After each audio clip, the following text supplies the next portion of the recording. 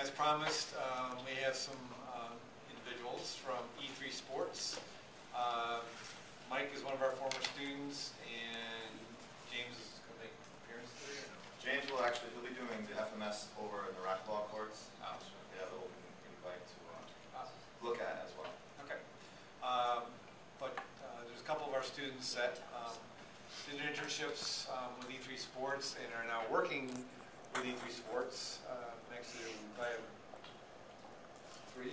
Yeah, quite a handful. Katie too, she's starting as well. So if you're looking for internship opportunities, this might be one of the places to look at if you have an interest. And so this is Andrew and it's Mike over here. I'll let them kind of tell you about what they're, who they are and what their role is with E3 Sports, and they're going to share a little bit about things that they do and what sort of expectations they would have for you if you came there as an intern, or potentially down the road if you did a really good job, potentially get some employment. So, but I'll let them kind of explain things to you.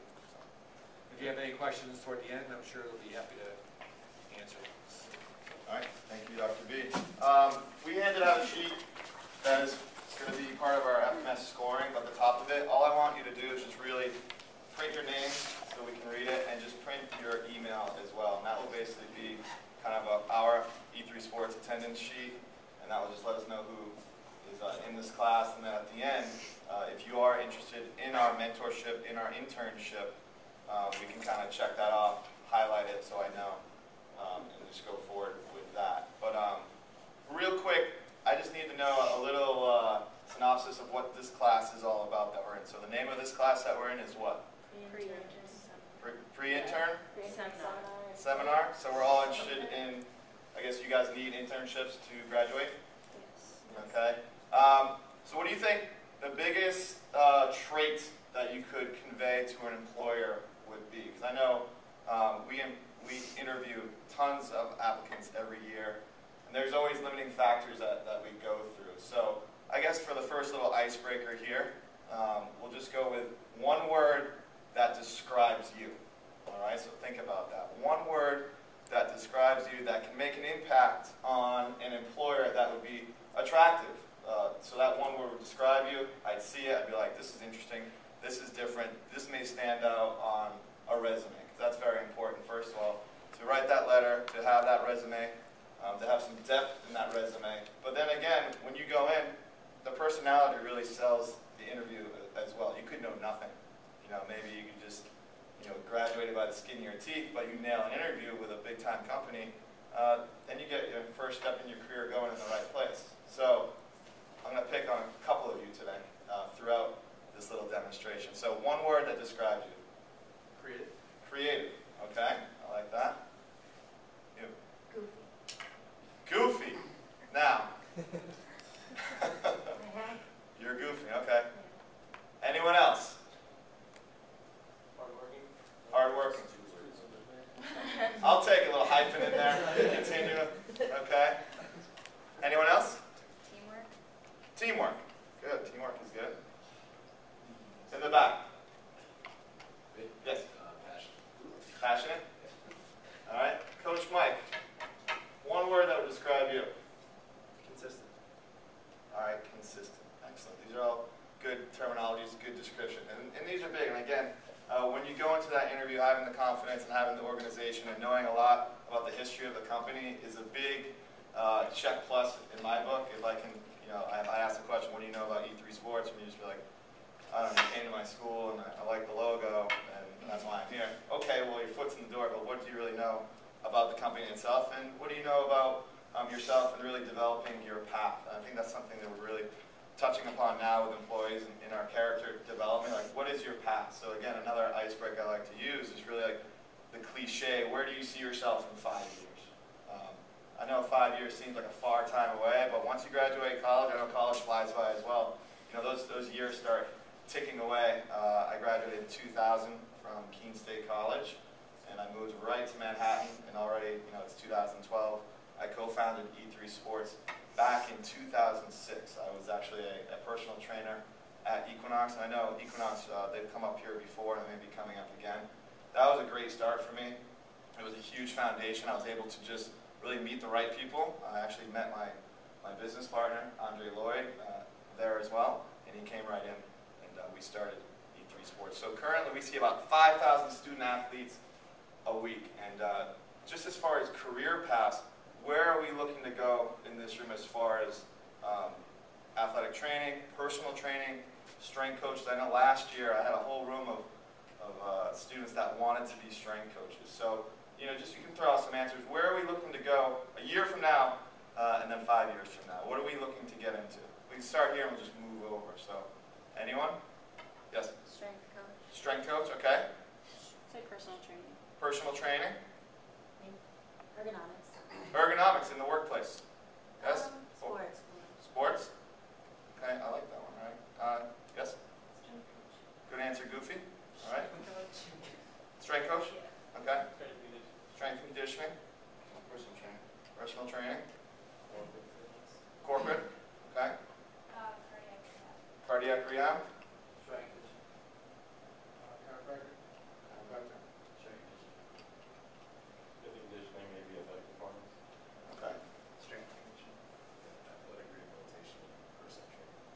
Great.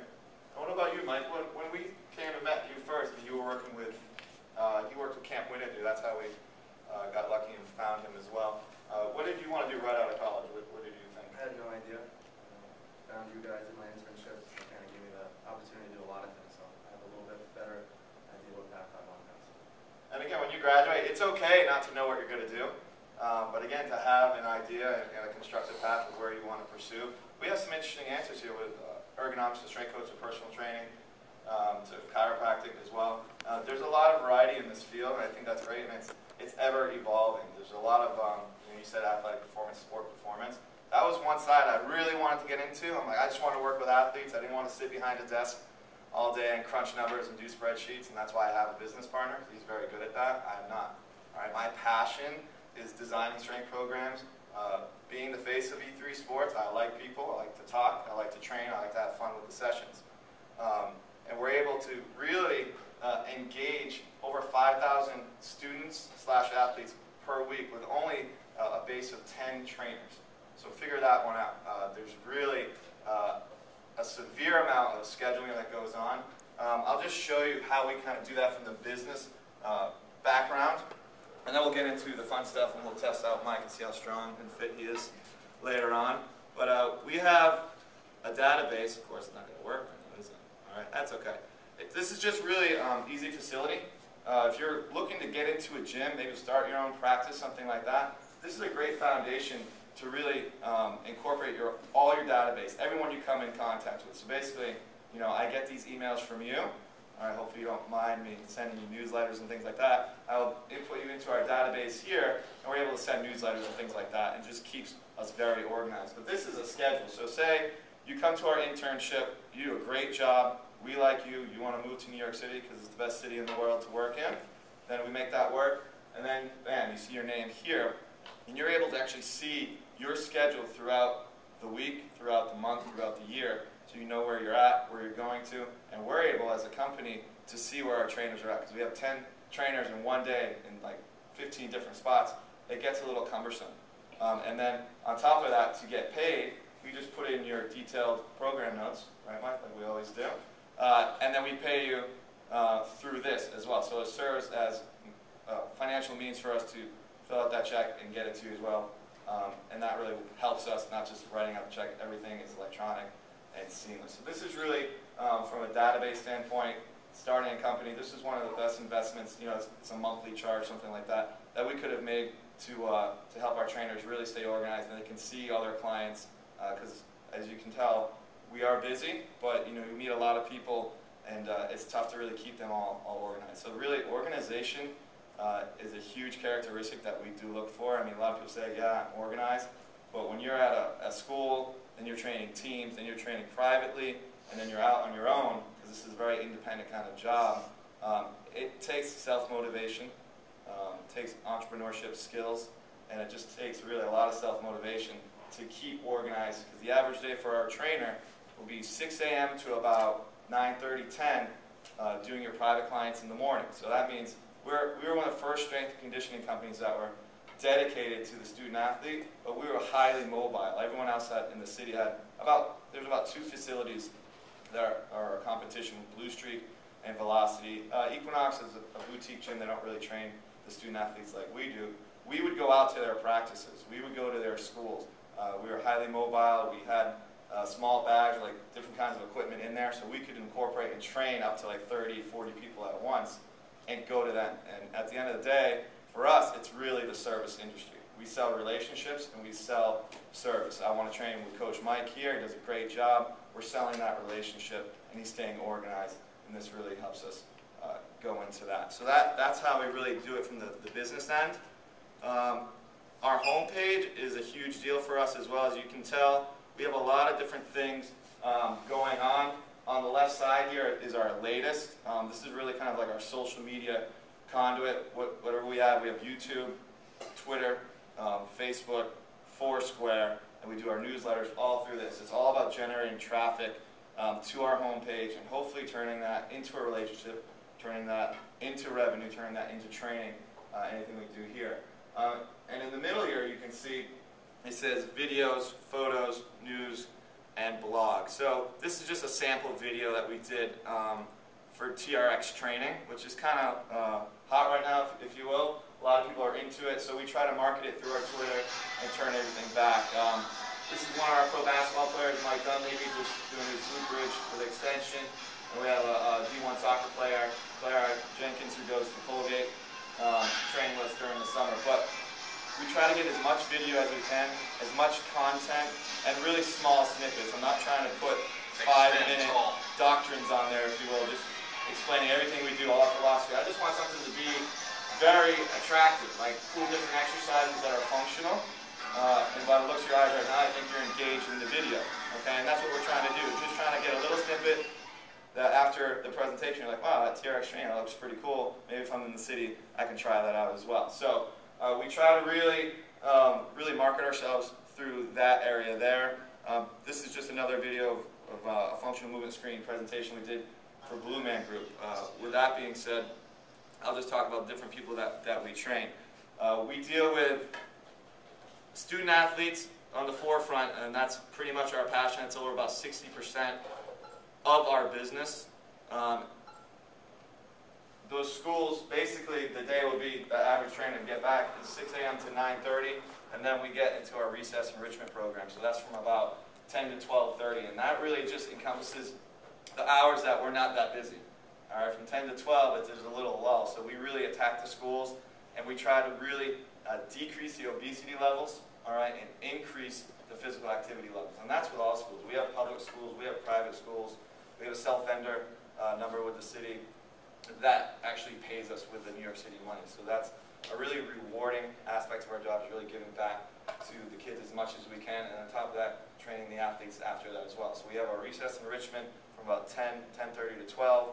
Then you may have an hour break for lunch or so, and then we have our after-school programs, and we try to stay within those schools to offer full service. So we'll do our recess enrichment, we'll do our after-school programs, multi-sport. Any sport they want, we will coach it, and then we do what's called Fit and Fun, where we just set up a ton of stations, go in there, agility ladder, different kind of speed relays, and really getting these kids fit, and they don't even know it, just trying to make it as much fun as they can.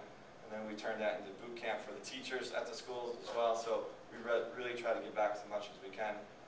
At night, we're back to our private training and team training. Right now, Mike is the personal strength coach for the New York Rays, which is about top 5 AAU baseball programs in the country. He trains them as well as the AAU basketball Riverside Hawks, another like top 10 team in the country. So there's a lot of sport clubs, and this is just not Manhattan, but like all over the country, that are very dedicated to helping the athletes. And to try to get in there, get your foot in the door with those kind of programs, the best selling tool that we've found, and what we're really going to concentrate on, is our functional movement screen. This is pretty much the essence of our company. About 6 years ago, I was selected to go to Athletes Performance, which is in Tempe, Arizona.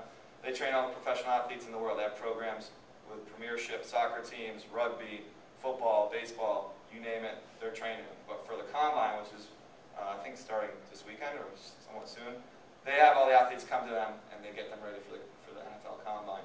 Now, the combine in the NFL is really just invested in the FMS, and basically that's one of the combine tests to really see what their score is. Has anyone worked with, heard of, considered being certified with the functional movement system, the functional movement screen? Anyone? All right. Okay. So let's just think of like the best athletes in the world and what makes those athletes the best athletes, okay? Best athlete, who comes to mind right away? Just throw it out. Who's the best athlete you've ever seen in your life? Lionel Messi. Nice, Messi. Anyone else? I like the soccer. Good. Anyone else? Who's like an athlete you look up to? No answers are wrong. Remember that today. Nothing's wrong. I'm not marking off. LeBron James. Okay, you read my mind, Dr. B. All right? LeBron James. Super freak, athletic. He can jump out of the roof. 6'8", 270 pounds. But what makes him such a superior athlete in your mind?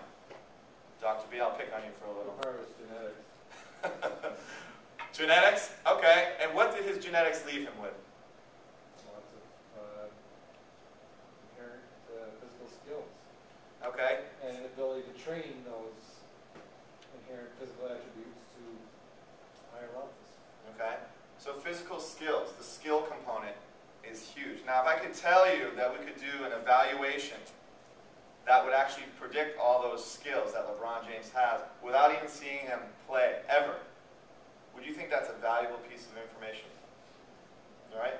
Let's just say you have your own company, you're trying to get in the door, and you're trying to really predict who's at risk and you can predict who's going to perform well in that sport of choice. You think that that's huge for the person you're going to train? All right? This functional movement screen is comprised of 7 different movements. All right? And what I'll do, I'll have Mike go through the 7 quickly, just so you can see what the movement patterns are. Okay, so Mike, you can come up here. Please stay right in front of the board. Mike's going to go into what we call now the overhead squat. All right, D squat movement pattern. And all these movement patterns, they are on your sheets. And all I want you to do here is to write what you see. Okay, I want you to actually just look at his kinetic chain, how it's moving in these movement screens. All right, if you can't see, feel free to stand up, look at from the ground up, and I'll kind of just give you a hint. This is what we try to do. We look from the ground up. We try to do almost like a 360-degree rotation of what's going on, and taking that mental snapshot, if you will, and then plotting those points on our score sheet. All right, you guys aren't certified in this yet, but I'll just tell you the perfect score on each screen will be a 3. That's efficient movement. Okay, a 2, he can do the movement, but there are compensations, dysfunctions, imbalances. All right, a 1, he cannot perform the movement. 0, he feels a lot of pain. All right, but he feels no pain, he's young. Okay, he's good like that. So what he's going to do, he's going to give you 3 repetitions. Okay, and you just want to mark down in that comment box next to the deep squat on your sheet what you see. Okay? All right, Mike. Deep squat. That's 1 rep. 2. And 3. Make a little comment so we can go right back to it, and then hopefully we can help Mike become a better athlete. Okay? Next, we're going to go to our hurdle step. Feet together, Mike, toes touching the board. Good. So now he's going to have his feet together, dowel behind the neck, and he's going to go into his hurdle step movement screen.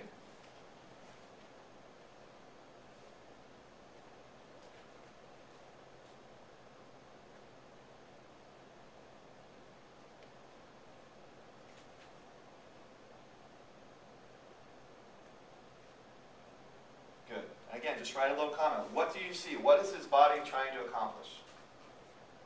Next, we have our inline lunge. I'll give you the count here. So he's going to take his right toe. You won't put your left toe there. Doesn't matter. Right toe on that 0. Good. Right hand behind the neck. Left hand behind that lower back. I'm going to give him the dowel here. He's going to hold it against the back of his head. This number that correlates is our 18.5. He's going to put his heel in the 18.5 on the board. Okay. Mike's going to descend into an inline lunge, 3 repetitions. Ready, Mike?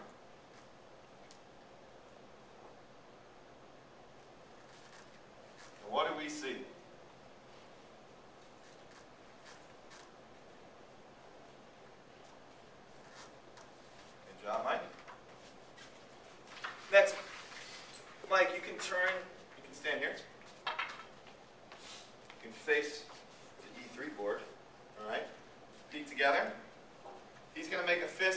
comes in, he's going to take his left hand straight up in the air, behind your neck, right hand from below and try to touch. We want to see how much space is in there, okay? On our dial, we could measure that. That's about a 12 and a half. And now we want to compare. All right, freeze it right there. Sorry, Michael. This is external rotation. This is internal rotation. So let's see the other side. Okay? And we see that it's a little off there. We're trying to really see those imbalances throughout. Next, we're going to go to our active straight leg raise. So he's going to lie flat on the floor. He's going to extend his legs straight over the board with both knees flush onto the board. 3 repetitions. He's going to extend his left leg up in the air as he simultaneously drives the right leg through the board. And again, what do we see? We're trying to look at everything. Again, from the ground up. And that's his left side. Good. And let's see the right side.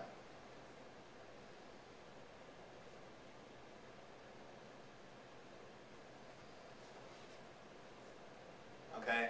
Now all these tests, we're looking at left and right imbalances, but for today's presentation, I'm kind of speeding through. On this side, we did do both sides so you can see that. So again, jot down what you see. You're going to lie parallel to the board, facing the class. To the left now, for our trunk stability. So right now, he'll get into his trunk stability position. He'll slide his hands down, elbows will be up. And we want to look what's going on within the trunk, within the lower back, as he pushes his body upright. Ready? And push. Let's do 2 more. Ready? And push. Last one. Good work. All right? And then we'll go into our rotary stability test.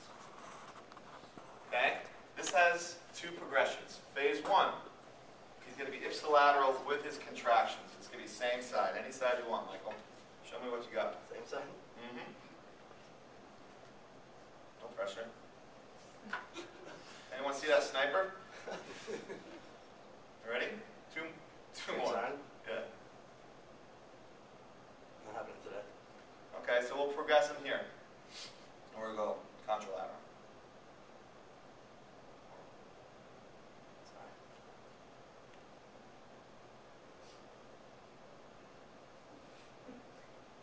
Michael, they're laughing at you. And up you go. Okay, so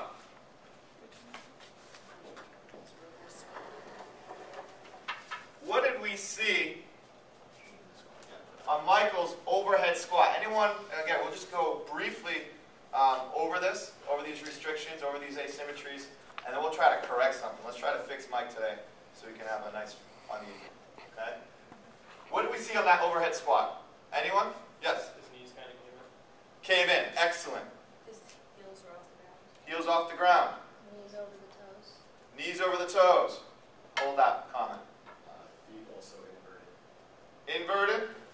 So we're talking here? Yeah. Okay. Anyone else? When he was coming down, his arms came forward and his torso came All right. Trunk flexion, tight shoulders.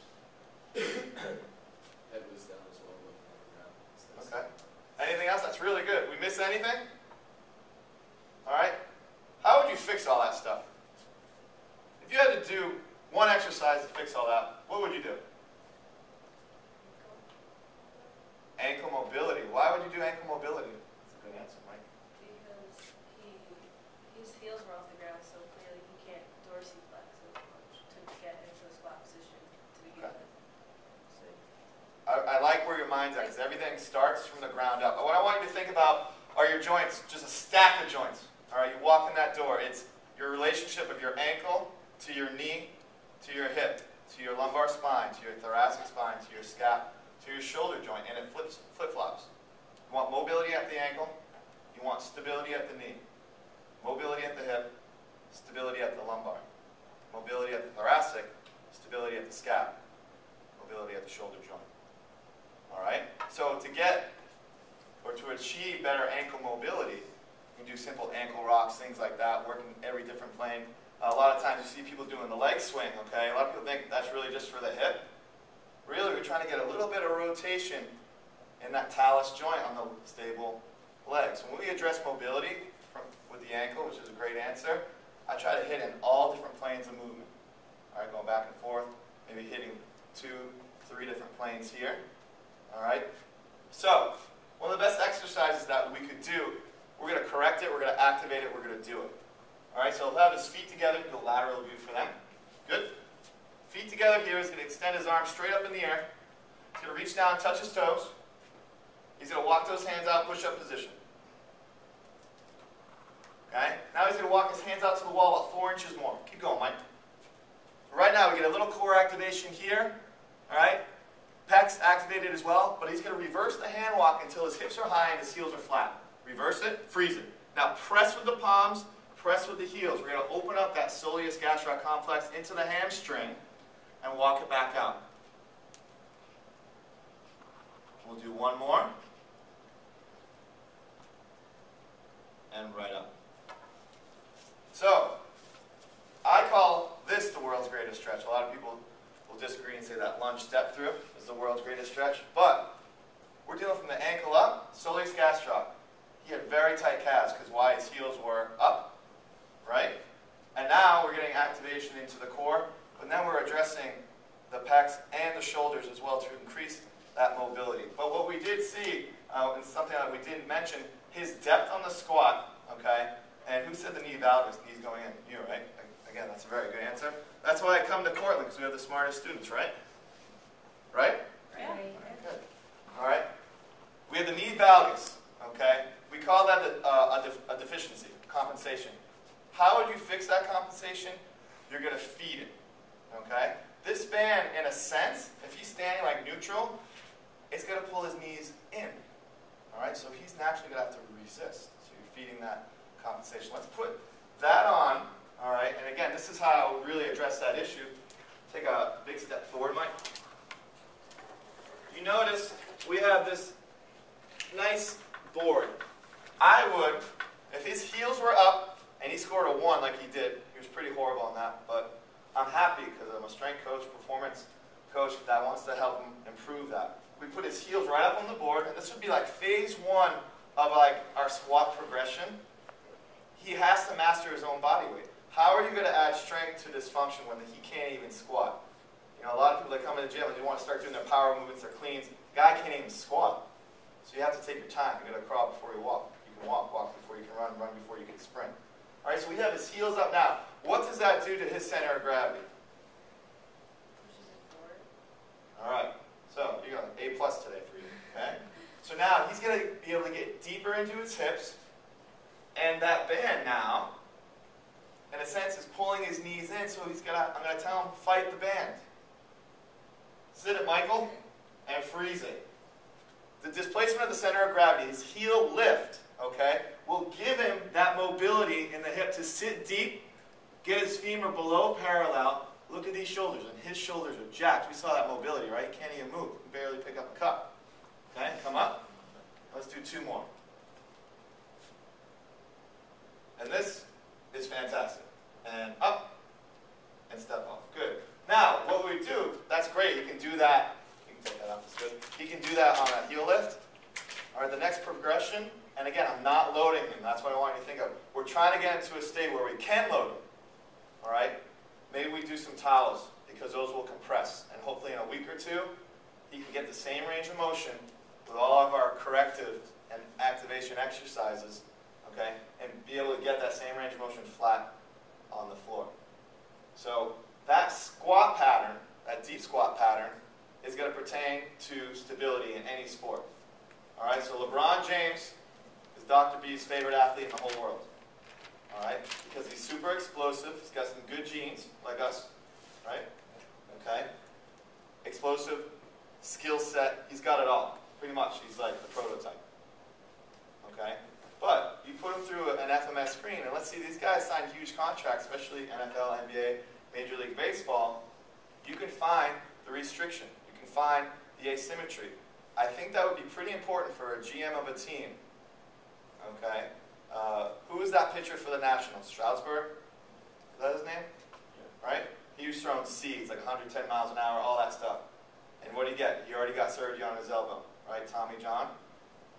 Let's think about that. Let's think about how the body moves. All right? He's got a long lever, because that guy's like 6'5", 6'6". But if he is really like trunk dominant and arm dominant, what does that mean his hips are doing when he's throwing? All right? To get that whipping motion and that arm speed, right? Where's he going to get that power from? Right? From that hip, that kinetic chain, and that whipping here. All right? And that rotary stability test, Mike, let's get in that quadruped position. This is one of my favorite screens because this is going to allow us to see how energy is going to transfer from limb to limb in a cross pattern. All right, let's just go great form. Okay, right arm, left leg. He extends it out. There's very stable plane here, horizontal. Bring it in and back out. So now let's see really bad form. All right, so he's going to be very trunk flex. He's going to have some upward rotation here. Good, and line your back. You may need to stand for this one because I use the Strasbourg example because the corrective training is somewhat new. And a lot of people are like, oh, I don't want to spend any time on that. I want to get right to the weights. I want to lift. I want to get faster. I want to do all this stuff. But it's a simple screen that we can use to evaluate our athletes. And this is one of our rolling patterns. And this is one of our favorites here at E3. All right, so you can extend left arm straight back. You're good. Left knee in. I'm going to use this half foam roll here to get a static contraction of that core. Okay? So now, right here, he's engaged. And the first time he does this test, I'm again looking from the ground up. I want to see, does that toe start that internal rotation for the knee to power that hip, to power that thoracic spine, and then the arm. If he's all trunk, and let's do one trunk where you're just going to be here and not let that leg turn. Ready? Turn. And I'll see that a lot when I just don't coach the person. I'll just tell them how I want them to roll. All right? And let's see one dominant from the floor. So the toe will turn, the knee, the hip. And you see that, just that little turn, it's like poetry in motion. That toe turns in, knee kinetic chain follows. All right? And these are something that we keep at a constant, or be a constant denominator within our strength and conditioning phases. So every athlete that comes in, whether you're 8 years old, high school, college, professional, weekend warrior, you have to master your own body weight. Okay? You have to go through all this kind of, it's not even a slow process, but it's really a corrective process as well. What I'll do is I'll show you a program design template that we use with all our trainers.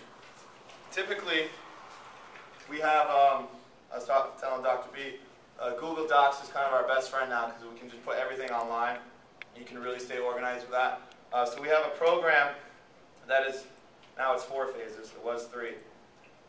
All right, and I know a lot of students like to see what different companies do. Okay, Equinox will come to you and be like, we have a 3-cycle plan, it's great, you know, pay this much and your trainer's going to take care of you.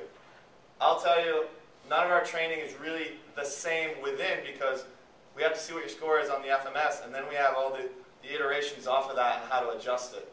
But we do have our core lifts, you know, our deadlifts, our front squats, our core power lifts and things like that. But it's really the relationship, the individuality, can't get that out today, it's all right, and really the design of that program for each of the trainers and their clients. So this is a phase 1 4-day program that I was using with Mike Dunleavy this past summer. I did a mentorship with Mike Boyle, some of you may know who he is as well, just a big pioneer in our field. And he had a great spreadsheet, did a great job. I mean, his gym's pretty much a factory in the summer. He's seen over 500 athletes in one day.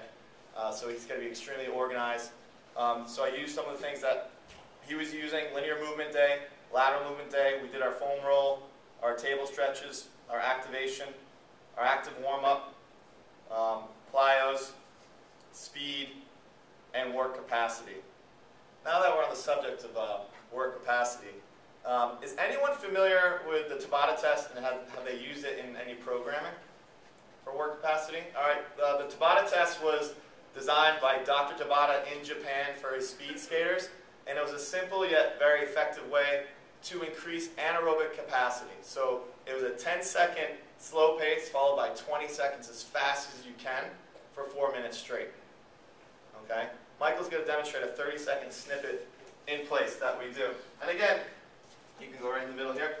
A lot of times we don't have a lot of space. We're in schools and we're in a classroom like this.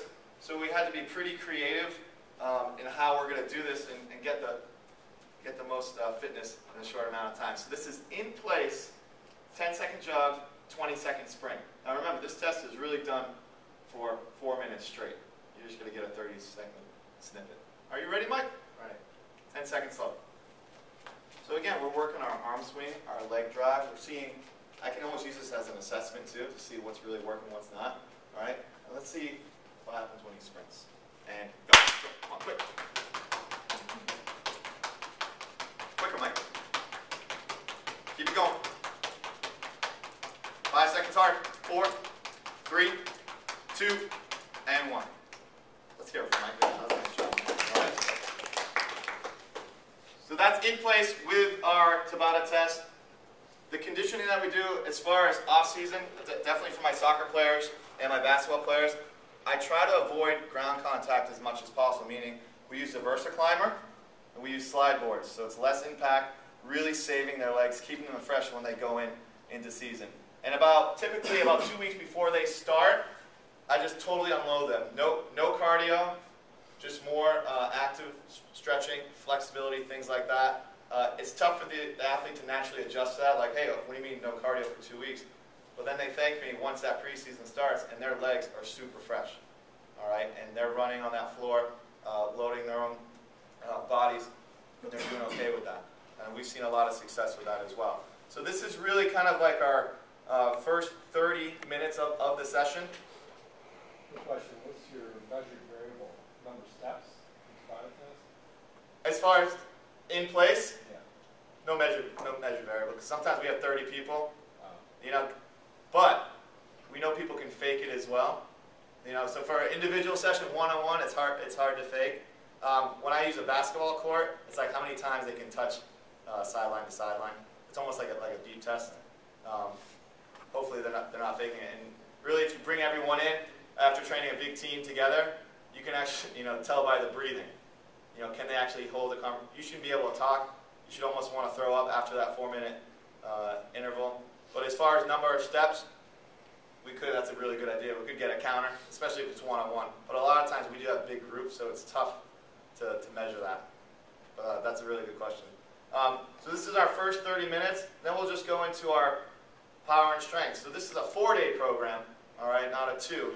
And you'll see on a day 1, we'll start with our power, our kettlebell swing, go into a stretch, sumo squat hold, into our front plank. And that's our first kind of like mini little circuit, if you will. And again, with the programming, we keep it varied. So the sets never stay the same, repetitions never stay the same. It's never just like, all right, 3 of 8, that's how it's always going to be. So sometimes I'll do kettlebell swing, a set of 8 repetitions, a set of 10, a set of 5. All right, just being very different there, and variety is key. Next, the little mini circuit the same day, our inverted pull-up with a trap bar deadlift and our side plank. And then the circuit at the end. 1 leg squat with a diagonal reach with a kettlebell, so you're really firing the external rotators of that hip. Into a glute bridge, dumbbell row, half kneeling, cable stability lift. And this is all meant to be done on an iPad. Technology does definitely help, so a lot of our trainers will just have this program all set, and they'll have the reps all in. So you have about 10 minutes before to plan the session.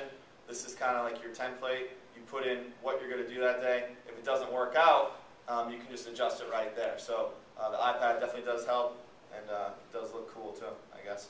And then at the end, we always have a journal for the athlete to fill out. What were they feeling that day? How was the training?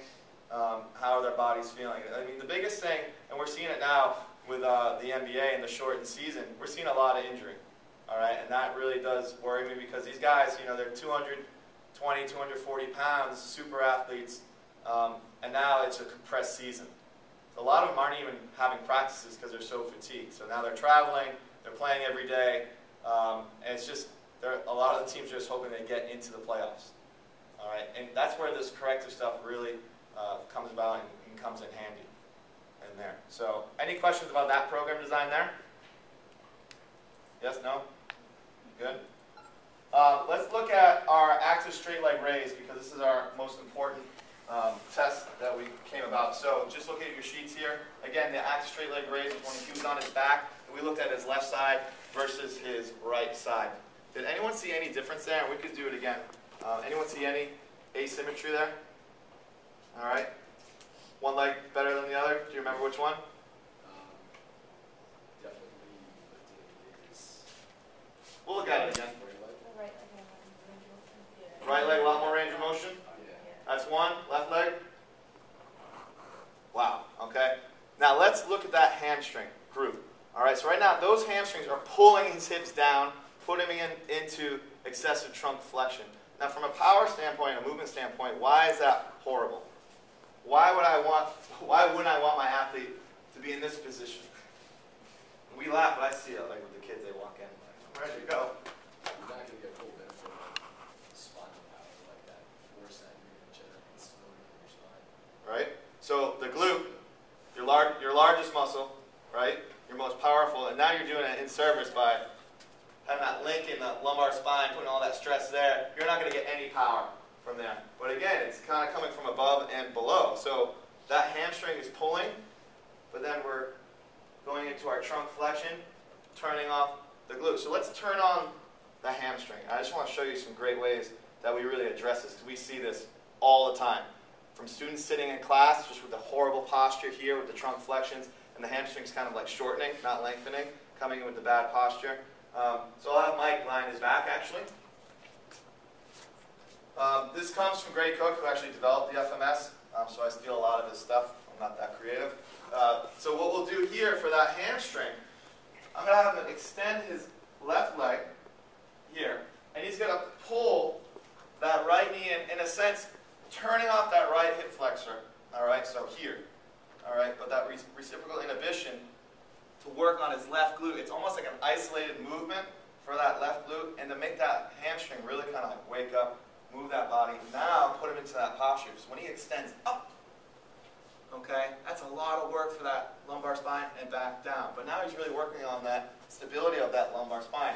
We never want that lumbar spine to be mobile. We start getting mobile lumbar spine, start herniating discs, start getting some rotation of that sacrum, okay, and then we get some leg length discrepancies because it really goes up into the QL, that quadratus laborum, that aids in your little side bend here and really constricts. Okay? So that's one way we would address that. Another way, and again, these are very just simple tools, he would go into what's called an active, just straight leg raise with the rope. You'll see a lot of the Yankees, I'm a big Red Sox guy, but I'm really good friends with the Yankee strength coach. Used to be a former roommate of mine. And you'll see these guys now before the game with all this stuff. They'll have their little roller, they'll have their stick, and they'll have their mini band. We'll bend this here, and we'll go 3 times just to get activated, get that lengthening of that hamstring. He'll go down with it, and right back up into it. He add a little speed to it. 2 more. How's that feel? Tight. All right, you're a beast. And up. And lastly, he's going to take off his, let's take off your left shoe, okay? We'll go barefooted. This is a foot roll, all right? You'll learn a lot about, if you get into this field of really performance, okay? And this kind of, again, I steal from a lot of people. I steal from physical therapy where I got this from, all right? It's going to deal with the fascial net starting on the bottom of the foot. So, again, I start everything from the ground up when people are rolling, all right? We're going to open up that fascial net and do about a minute on each side. And that's actually going to open up the whole back side, from calf to hamstring to lower back, all the way to the forehead here. That's just how it lines up. That's how it works. All right? And you can take it from the lateral, middle, inside, and he'll feel just a little notch rolling out of his foot. All right? If you do this to an athlete who's never done this before, and they're cutting tremendously on turf, okay, on a wood floor, they're going to have a lot of crystal like formations inside that arch, all right, calcium deposits. This helps break that up, release that tension on the bottom of the foot, which again can address his hamstring issue. All right, so there's a lot of things going on, and that's why I really do love this FMS test. And we just constantly use it. I feel like we constantly get better with it. We're always kind of just meeting it and adjusting what we do, but the corrective and the activation exercises are pretty much endless, and you can be creative with them. That's why, again, I do love this field. There's really, there's a lot of right answers. There's never directly the right answer, because everyone's body is different. Everyone's opinions are a little bit different. But at the end of the day, if you can keep the athlete healthy, functional, and increase their longevity in his or her sport, all right, they're going to come back to you, and they're going to embrace that relationship and keep training, and it's going to be a beautiful thing. So I thank you for your time today. If you have any questions, feel free to you can ask now, or you can stay after. We're also doing our FMS testing with the men's and women's soccer teams at this moment over at the racquetball court. Yes? Yes. Okay, and then we're doing a whole workout with them together. So it's going to be like everything I just talked about within one workout with almost zero equipment. All right, and if you have time to look at that, definitely come on over. And if you can, Mike will come by and pick up your sheets. If you are interested in our mentorship, which is at the end of May, if you're interested in an internship, which is anytime you want, just put a circle around your name, all right, and then we'll contact you. We'll get it going.